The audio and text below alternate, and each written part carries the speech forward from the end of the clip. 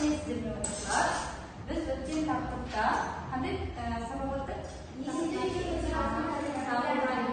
Жақсы. Үйде дайындалып келдік па? Жақсы. Жарайсыздар оқушылар. Қазір біз тақтада көрсетілген карусель арқылы оқушылардың аты-жөндерін, сіздердің аты-жөндеріңіз айналып, яғни кез келген оқушының аты-жөні түседі. Сол кезде шыққан ұяшықтың санымен таңдайсыздар және орнынан тұрып жауап бересіздер. Түсінікті ғой, балалар? Иә. Жақсы. Ал карусельді біз айналдырайық. Орнымыздан тұрып жауап береміз. Жақсы ғой, балалар?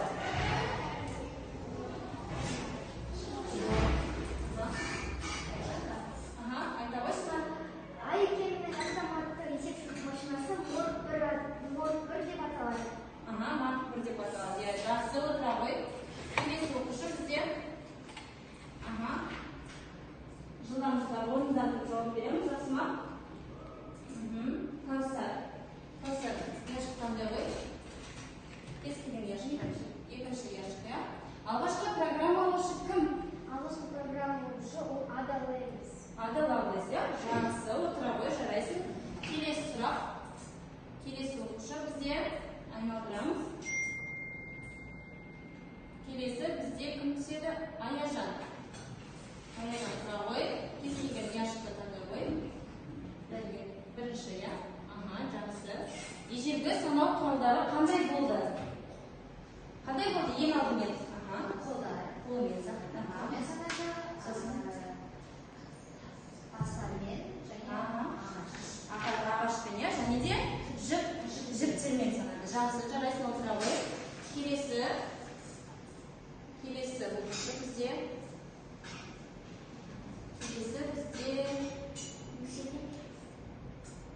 Айзере, тұра ғой, Айзере. Өткен тақырып бойынша кез-келген шыршы яшық. Батыс еуропалықтар есеп шоты қалай атады? Абак деп атады. Жақсы, жарайсың. Дайындап келген, көрініп тұр. Жақсы. Келесі оқушы бізде. Ислам тұра ғой. Кез келген яшық таңдай ғой. Жылдамды. Алтыншы. Жауап бере ғой. 1941 жыл қандай есептеу машинасы шықты? Z3 деген, иә? Есептеу машинасы шықты. Жақсы, отыра ғой. Келесі оқушы бізде Ажар тұра ғой. Яшық қандай ғой? 3 яшық ғой. 8-ші яшық. Логарифм сызғышы қашан пайда болды? Және де оны кім ойлап тапты? 1761 жылы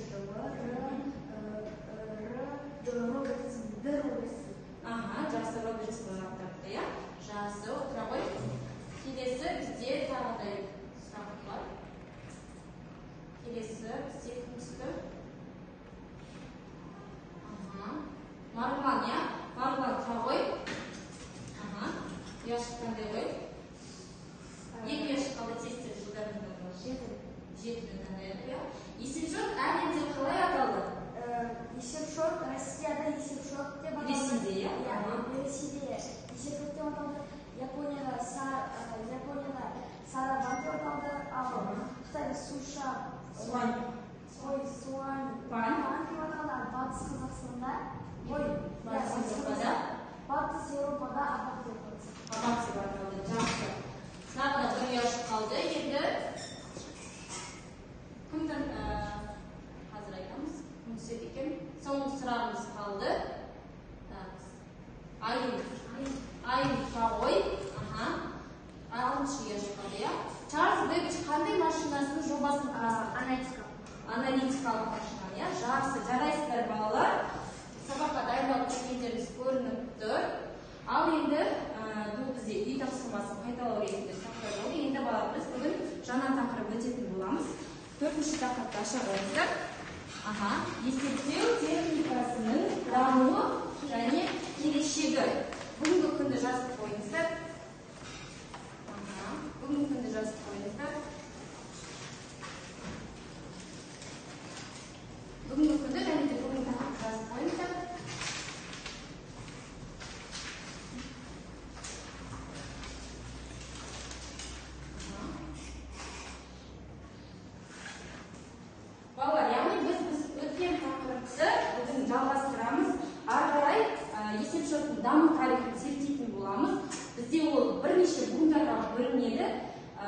яғни әр буында қандай есепшоттың түрлері шықты, кім шығарды, қандай ғалым ойлап тапты, қандай біздер не пайда болды, соның барлығын зерттейтін боламыз, жақсы ма?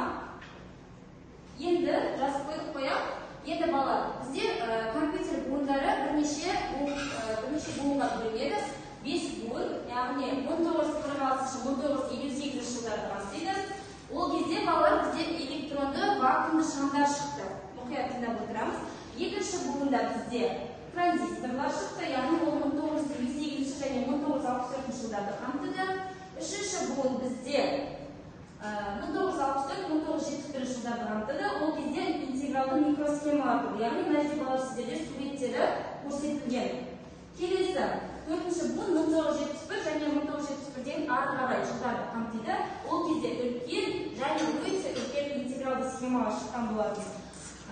Және де бесінші буын бізде әлі де қарастырылуда. Яғни бізде қазіргі кезде балалар компьютер естіп келе жатыр, дамып келе жатыр. Яғни күннен күнге компьютердің түрлері шығып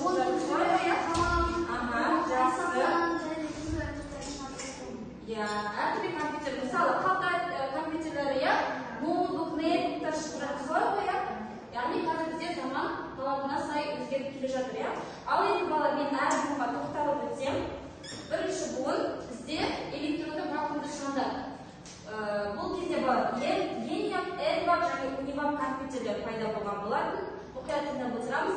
Сонымен қатар мәліметтерді енгізу және шығару үшін тесілген ленталармен карталар пайдаланылған екен. Яғни мына жерде суреттен балалар байқауға болады. Бізде карталар мен ленталардың суреттері бейнеленген. Келесі екінші буында бізде жартылай өткізгіш транзисторлар пайда болды. Ол кезде элемнің көлемі естеді бірнеше есе кішірейді. Солай және де алғашқы программалау тілдері Fortran, Algol, Cobol пайда болды екен. Және де мәліметтерді сақтау құрылғылары бар.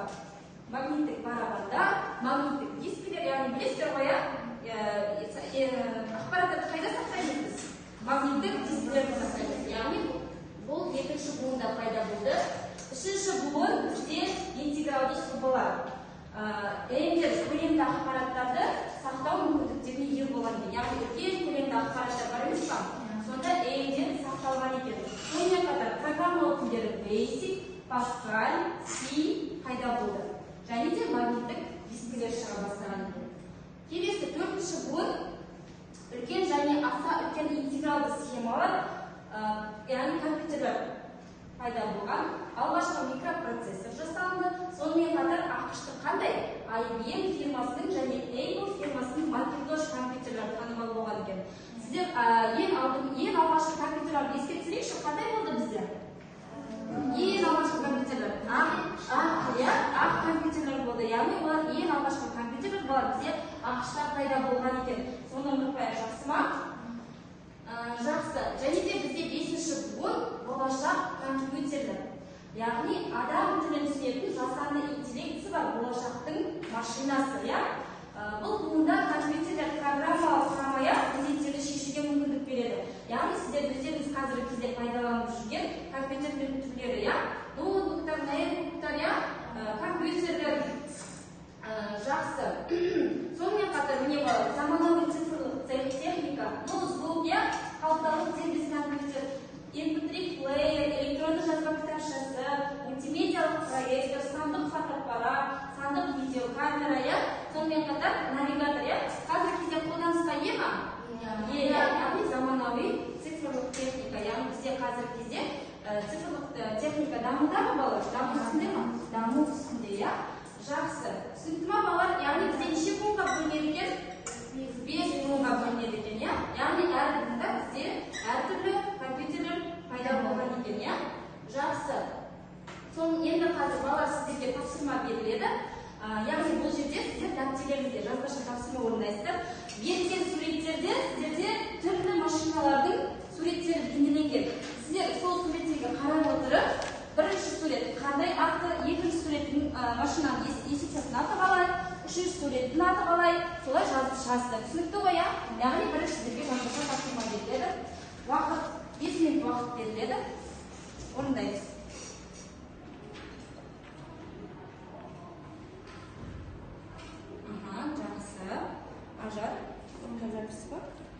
суреттерге мұқият қараймыз балалар. Шатастырмаңыздар, жақсы ма? Иә, кестеден қарасаңыздар болады балалар. Кестеде бар бізде көрсетілген, яғни әр машинаның атаулары бар, солай ғой, иә? Аналитикалық машина, Чарльз Бэббидж құрастырған, иә? Жақсы.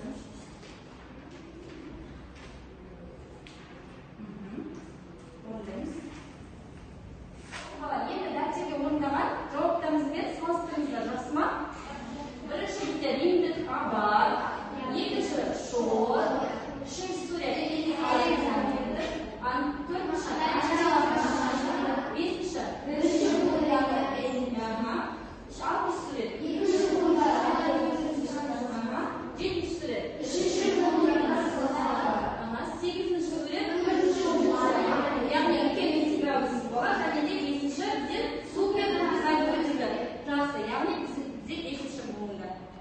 жақсы балалар. Енді келесі бізде практикалық жұмыс, яғни Pine графикалық редакторының мүмкіндіктерін пайдаланып, заманауи дербес компьютер сызбасыздар. Яғни болашақта сіздер қандай компьютерді елестетесіздер? Өз ойларыңызша, иә? Pine графикалық редакторын білеміз ғой, иә? Жақсы. Қазір компьютерлерге отырып, берілген тапсырманы орындаймыз. 10 минут уақыт беріледі. Яғни отыра қойыңыздар, компьютерге шуламаймыз. Компьютерлерді іске қосамыз.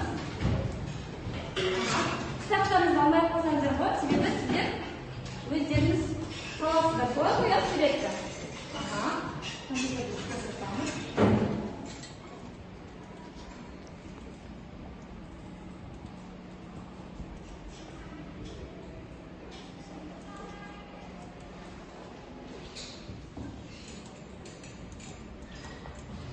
Жақсы, жарайсыздар.